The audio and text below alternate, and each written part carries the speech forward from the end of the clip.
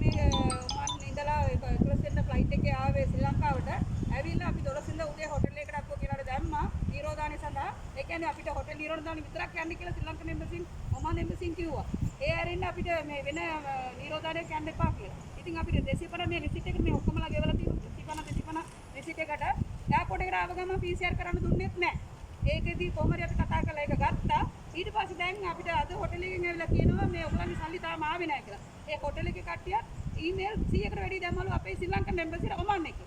ඉතින් ඔමාන් එම්බසිය මොනවද කරන්නේ කියලා අපිට දැනගන්න ඕනේ. අනිවාර්යෙන් අපි 16 වෙනි මේ 26 වෙනිදාට අපි ගෙදර යන්න ඕනේ. එච්චර කාලේ ඉඳලා අපි ලංකාවට ආවම අපිට ගෙදර යන්න විදියක් නැහැ. ඔමාන් එම්බසිය මේ සල්ලි දාලා නැහැ. ඒක නිසා කරුණා කරලා මේක බලන හැමෝම මේක ෂෙයා කරන්න. අපිට මේ සල්ලි ටික විතරක් දාන්න කියන්නේ හොටෙල් එකට. අපිට කාටවත් රුපියලක් අතට එපා. අපිට ඕනේ මේක දාලා අපිව ගාලට නිදහස් කරන්න කියන්නේ. Thank you. ஓமான்ல இருந்து நாங்கள் ஓமான்ல இருந்து 11ஆம் தேதி ஃப்ளைட்டில் வந்தோம்.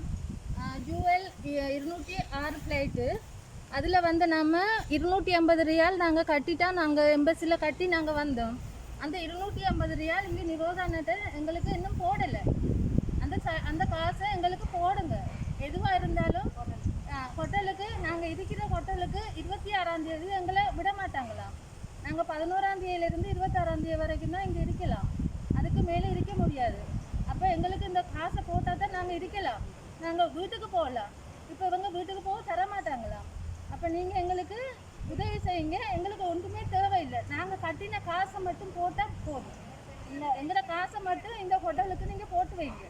எங்களுக்கு வந்து இந்த எம்பசியில் வந்து எங்கள்கிட்ட சொன்னாங்க ஹோட்டலுக்கு வீட்டுக்கு போகிறதுக்கு பஸ்ஸுண்ட காசு சாப்பாடு காசு ஹோட்டல் காசு எல்லாம் வந்து சொன்னாங்க.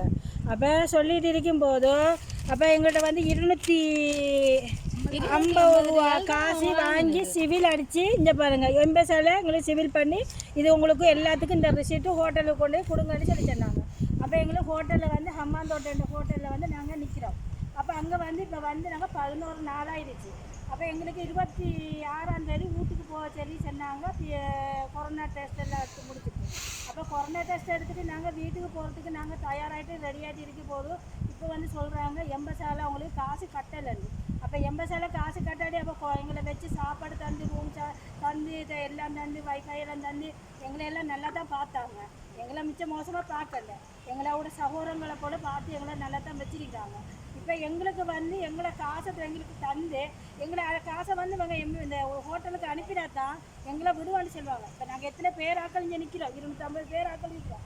250 பேருக்கு அவங்க வச்சு சாப்பாடு தந்து ரூம் தந்து வைஃபை தந்து எல்லாம் தந்து வச்சிருக்கிறாங்க. அப்போ அவங்கள கையால் போட ஏறாது.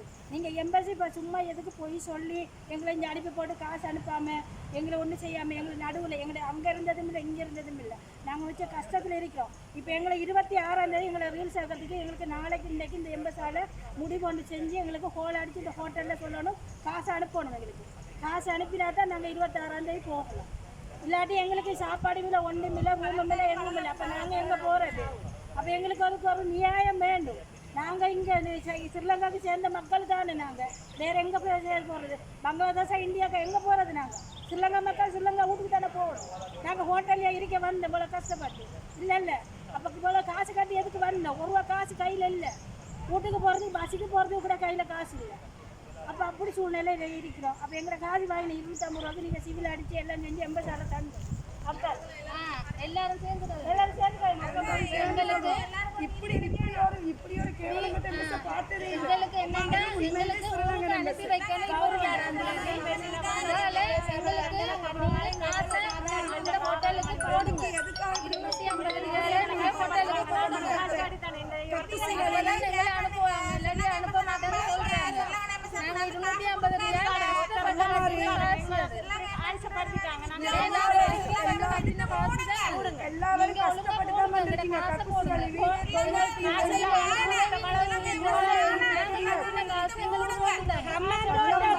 வந்து எங்களை நல்லா பார்க்குது. கவர்மெண்ட் நல்லா பார்க்கல. கவர்மெண்ட் பார்க்கல. ஹம்மாந்தோட்ட ஹோட்டல் எங்களை வந்து ஒரு அக்கா நங்கி அது மாதிரி தான் பார்க்குறாங்க. எங்களை அவங்க நல்லா பார்க்குறாங்க. எங்களை ரோட்டுக்கு வெளியேறக்கு புறத்துக்கு ஆக்கிட்டு இல்லை. எங்களை அவங்க நல்லா பார்க்குறாங்க ஹம்மாந்தோட்டாக்கு. சரியா? ஆனால் எங்களுக்கு செஞ்ச துறகம் முழுதும் எம்பசி வந்து எங்களுக்கு முன்னுக்கு பேச வேண்டும்.